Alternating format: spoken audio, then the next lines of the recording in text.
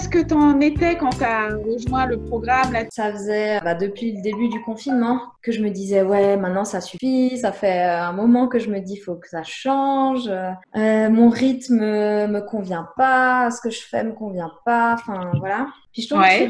sur ton post Instagram et je me suis dit tiens, quelle belle synchronicité, et puis du coup je me suis inscrite presque dans la foulée quoi, pour un peu essayer de structurer les choses dans ma tête qui partaient dans tous les sens. Et du coup, qu'est-ce que ça t'a apporté? Est-ce que tu as pu avoir des réponses? Est-ce que tu as pu avancer comme tu le souhaitais? Oui, alors la première semaine, je trouvais que ça bousculait pas mal. Rechercher, enfin voilà, qui on est vraiment. De rechercher plus dans mon enfance, c'est quelque chose que je commence à faire là en développement personnel. Et du coup, c'est vrai que c'était intéressant de regarder bien avant maintenant Ouais. et les quelques années en arrière. Je trouvais vraiment intéressant et puis ça m'a un peu secouée, mais en même temps, j'étais contente parce que l'idée que j'avais de ce que j'aimais faire et de comment je voulais vivre, malgré ce que ça remuait en moi, et ben j'étais quand même je suis quand même sur le bon chemin. Ça a conformé ce que tu Voilà. pensais, ce que tu avais déjà pressenti en fait. Exactement, ouais, ouais. Après, là, la semaine sur les peurs, là, ça remet tout en cause. Mais est-ce que c'est vraiment une bonne idée? Est-ce que je suis légitime? Et puis c'est normal d'avoir ces phases, des moments où tu es un peu down et où tu vas remettre en Voilà. question et des moments où ça repart.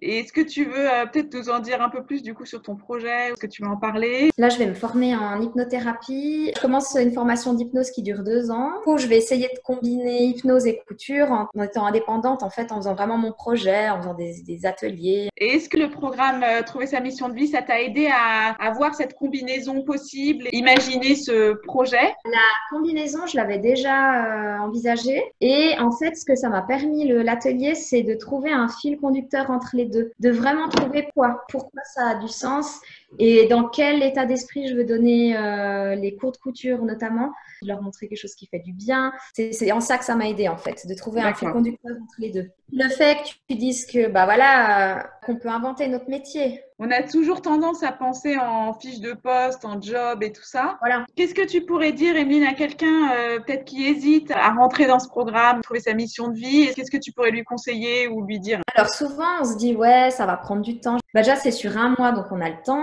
Même si là, j'étais à la 2e semaine, alors qu'on est à la 4e semaine, c'est pas grave parce qu'il y a tout qui est sur le groupe Facebook. Toi, tu es toujours accessible si on a des questions. Et puis, entre nous, sur le groupe Facebook, on peut vraiment discuter. Et surtout, le contenu, je trouve vraiment intéressant. C'est complet. Je trouve vraiment complet. Tu mets des liens, tant en livre que sur Internet. C'est très accessible, en fait, comme formation. Faut pas être déjà avancé dans trouver sa mission de vie ou en développement personnel. C'est simple, en fait. C'est ludique. Faut le prendre comme un jeu, en fait. Un jeu avec soi-même. Je trouve que c'est bien fait. C'est agréable de travailler comme ça sur un mois. Puis on n'est pas laissé pour compte. On n'est pas tout seul, en fait. Si tout d'un coup, on pète un câble, parce que c'est ce qui peut arriver dans ce genre d'exercice, on n'est pas seul, en fait. C'est différent des carnets de Lilou Massé qui sont sur 100 jours, où là, je pense qu'on peut péter un câble, on est tout seul, quoi. Là, tu ne demandes pas un truc par jour compliqué. C'est un quart d'heure, 20 minutes qu'on peut faire sur une semaine, ou une demi-heure ou une heure, c'est nous qui choisissons. Et puis, au début, je me disais, ouais, en un mois, c'est trop court, c'est long et court en même temps. Moi, ça m'a quand même fait bouger.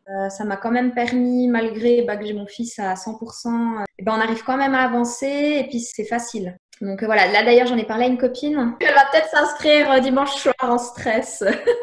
Je disais aussi que c'était pas trop cher en fait pour Oui. tout le travail que toi il y a derrière, le temps quand même que tu consacres, je trouve que c'est donné. Donc ça c'est aussi un argument.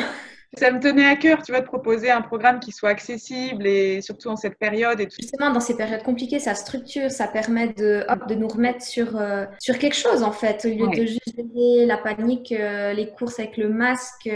Ouais, je trouvais bien d'avoir quelque chose de structuré. Et puis toi aussi, t'es souriante, t'as la pêche, c'est chouette de le faire pour ça. J'essaye de transmettre un peu de dynamisme pour motiver les troupes, c'est important, quoi, que tout le monde se sente bien et accueilli, quoi. Non, ça c'est bien parce que, ouais, c'est vrai qu'en développement personnel, même si on parle de bienveillance, tout ça, quand on voit des fois des gens, on voit une aura autour d'eux, on les sent inaccessibles et ça donne pas très envie d'en faire, quoi. C'est pour toutes ces petites choses-là que c'est intéressant. Super, merci beaucoup, Emeline.